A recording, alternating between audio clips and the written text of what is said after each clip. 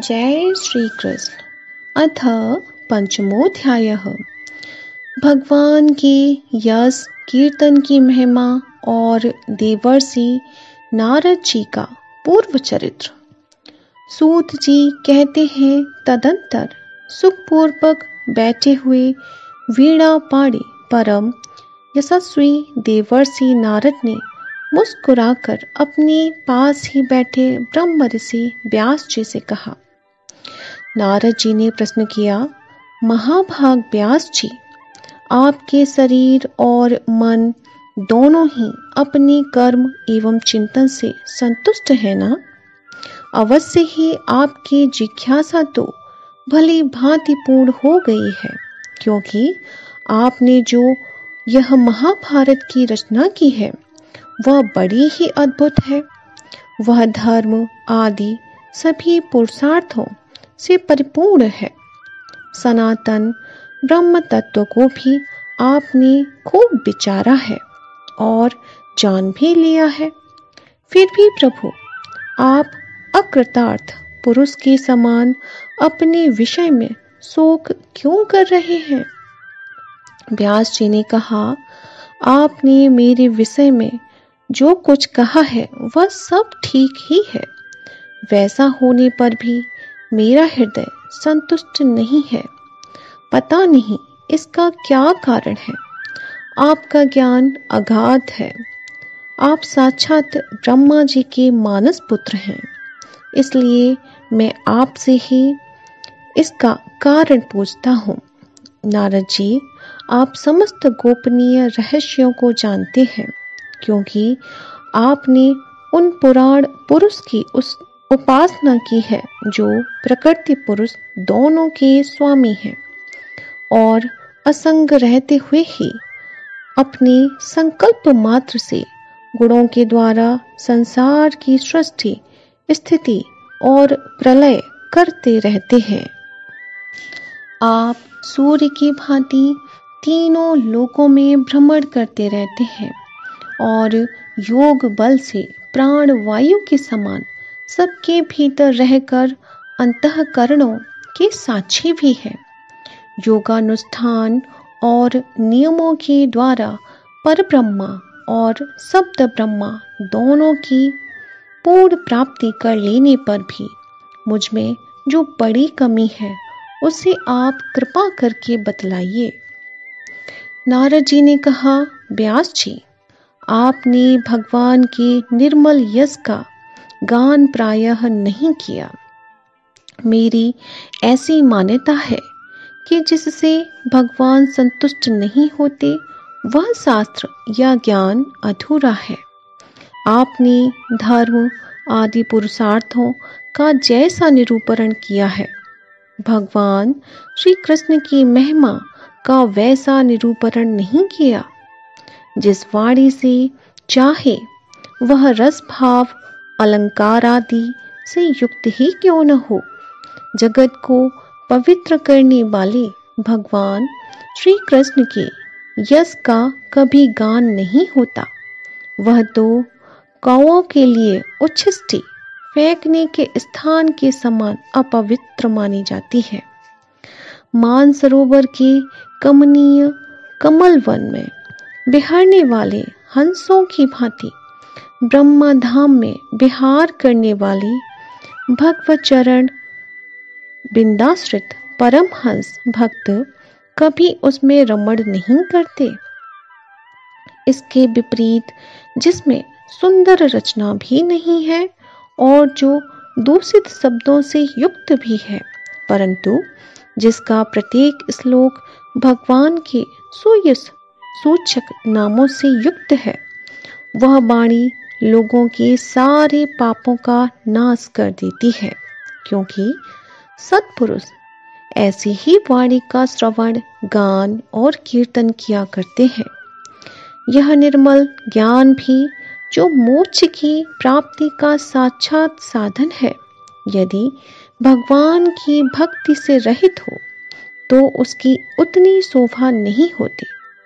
फिर जो साधन और सिद्धि दोनों ही दशाओं में सदा ही अमंगल रूप है, वह काम्य कर्म और जो भगवान को अर्पण नहीं किया गया है, ऐसा अहेतुक निष्काम कर्म भी कैसे सुशोभित हो सकता है? महाभाग व्यास जी, आपकी दृष्टि अमोघ है, आपकी कीर्ति पवित्र है, आप सत्यपरायण एवं दृढ़व्रत हैं। इसलिए अब आप संपूर्ण जीवों को बंधन से मुक्त करने के लिए समाधि के द्वारा अचिंत्य शक्ति भगवान की लीलाओं का स्मरण कीजिए। जो मनुष्य भगवान की लीला के अतिरिक्त और कुछ कहने की इच्छा करता है, वह उस इच्छा से ही निमित्त अनेक नाम और रूपों के चक्कर में पड़ जाता है। उसकी बुद्धि भेदभाव से भर जाती है, जैसे हवा के झकोरों से डगमगाती हुई डोंगी को कहीं भी ठहरने का ठौर नहीं मिलता। वैसे ही उसकी चंचल बुद्धि कहीं भी स्थिर नहीं हो पाती। संसारी लोग स्वभाव से ही विषयों में फंसे हुए हैं।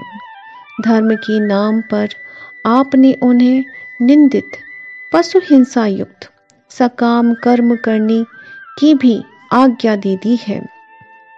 यह बहुत ही उल्टी बात हुई, क्योंकि मूर्ख लोग आपके वचनों से पूर्वोक्त निंदित कर्म को ही धर्म मानकर यही मुख्य धर्म है ऐसा निश्चय करके उसका निषेध करने वाले वचनों को ठीक नहीं मानते।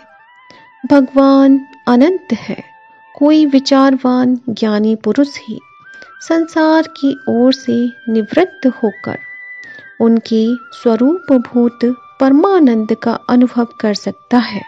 अतः जो लोग परमार्थिक बुद्धि से रहित हैं और गुणों के द्वारा नचाए जा रहे हैं, उनके कल्याण के लिए आप भगवान की लीलाओं का सर्वसाधारण के हित की दृष्टि से वर्णन कीजिए। जो मनुष्य अपने धर्म का परित्याग करके भगवान के चरण कमलों का भजन सेवन करता है, भजन परिपक्व हो जाने पर तो बात ही क्या है। यदि इससे पूर्व ही उसका भजन छूट जाए तो क्या कहीं भी उसका कोई अमंगल हो सकता है? परंतु जो भगवान का भजन नहीं करते और केवल स्वधर्म का पालन करते हैं, उन्हें कौन सा लाभ मिलता है?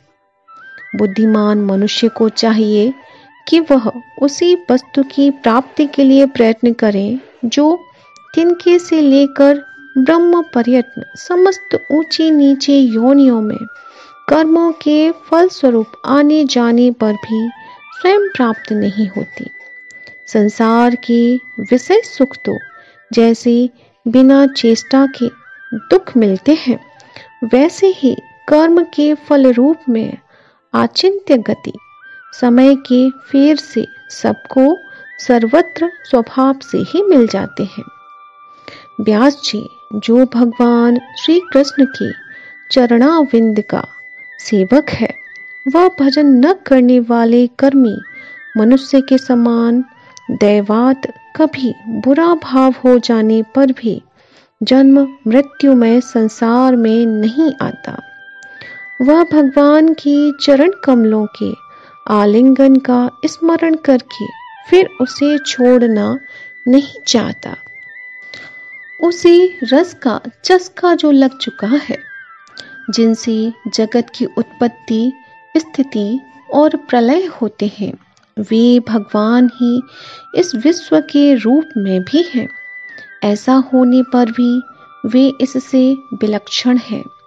इस बात को आप स्वयं जानते हैं, तथापि मैंने आपको संकेत मात्र कर दिया है। व्यास जी, आपकी दृष्टि अमोघ है। आप इस बात को जानिए कि आप पुरुषोत्तम भगवान के कलावतार हैं। आपने अजन्मा होकर भी जगत के कल्याण के लिए जन्म ग्रहण किया है। इसलिए आप विशेष रूप से भगवान की लीलाओं का कीर्तन कीजिए। विद्वानों ने इस बात का निरूपण किया है कि मनुष्य की तपस्या, वेदाध्ययन, यज्ञानुष्ठान, स्वाध्याय, ज्ञान और दान का एकमात्र प्रयोजन यही है कि पुण्य कीर्ति श्री कृष्ण के गुणों और लीलाओं का वर्णन किया जाए। मुनि पिछले कल्प में अपनी पूर्व जीवन में मैं वेदवादी ब्राह्मणों की एक दासी का लड़का था। वे योगी वर्षा ऋतु में एक स्थान पर चातुर्मास्य कर रहे थे।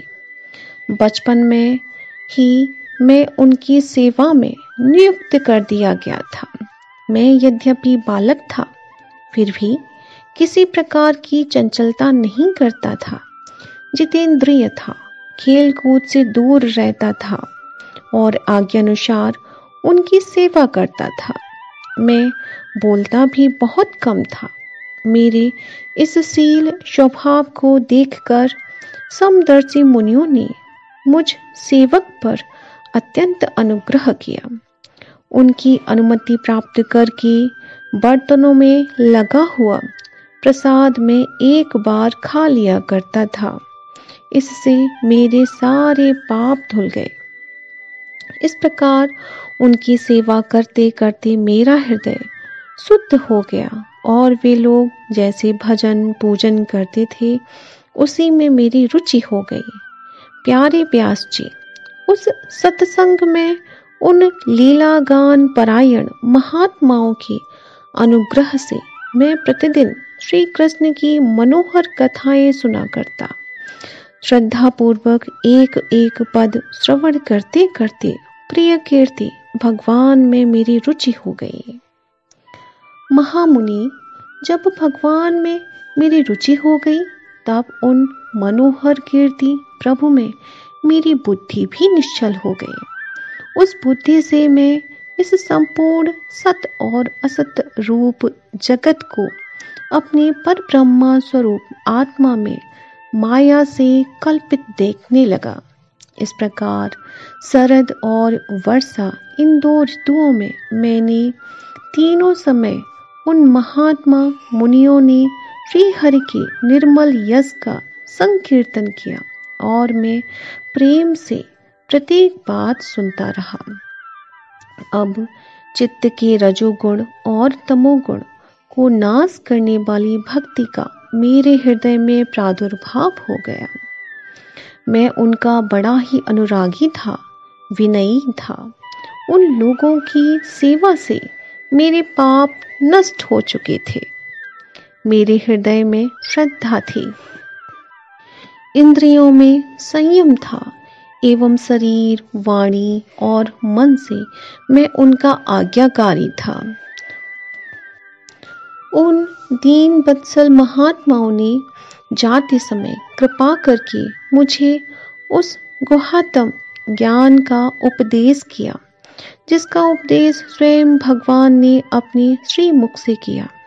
उस उपदेश से ही जगत के निर्माता भगवान श्री कृष्ण की माया के प्रभाव को मैं जान सका, जिसके जान लेने पर उनके परम पद की प्राप्ति हो जाती है। सत्य संकल्प व्यास जी, पुरुषोत्तम भगवान श्री कृष्ण के प्रति समस्त कर्मों को समर्पित कर देना ही संसार के तीनों तापों की एकमात्र औषधि है। यह बात मैंने आपको बतला दी। प्राणियों को जिस पदार्थ के सेवन से जो रोग हो जाता है, वही पदार्थ चिकित्सा विधि के अनुसार प्रयोग करने पर क्या उस रोग को दूर नहीं करता?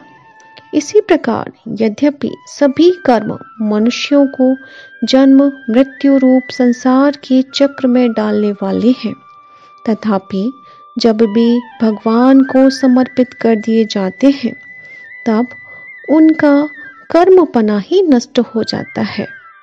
इस लोक में जो शास्त्र विहित कर्म भगवान की प्रसन्नता के लिए किए जाते हैं, उन्हीं से पराभक्ति युक्त ज्ञान की प्राप्ति होती है। उस भगवदर्थ कर्म के मार्ग में भगवान की आज्ञानुसार आचरण करते हुए लोग बार बार भगवान श्री कृष्ण के गुण और नामों का कीर्तन तथा स्मरण करते हैं। प्रभो, आप भगवान श्री वासुदेव को नमस्कार है। हम आपका ध्यान करते हैं। प्रद्युम्न, अनिरुद्ध और शंकरषण को भी नमस्कार है। इस प्रकार जो पुरुष चतुर्व्यूह रूपी भगवान मूर्तियों के नाम द्वारा प्राकृत मूर्ति रहित अप्राकृत मंत्र मूर्ति भगवान यज्ञ पुरुष का पूजन करता है, उसी का ज्ञान पूर्ण एवं यथार्थ है। ब्राह्मण, जब मैंने भगवान की आज्ञा का इस प्रकार पालन किया, तब इस बात को जानकर भगवान श्री कृष्ण ने मुझे आत्मज्ञान, ऐश्वर्य और अपनी भाव रूपा प्रेम भक्ति का दान किया। व्यास जी, आपका ज्ञान पूर्ण है। आप भगवान की ही कीर्ति का, उनकी प्रेममयी लीलाओं का वर्णन कीजिए। उसी से बड़े बड़े ज्ञानियों को भी जिज्ञासा पूर्ण होती है। जो लोग दुखों के द्वारा बार बार रौंदे जा रहे हैं, उनके दुख की शांति इसी से हो सकती है और कोई उपाय नहीं है। जय श्री कृष्ण।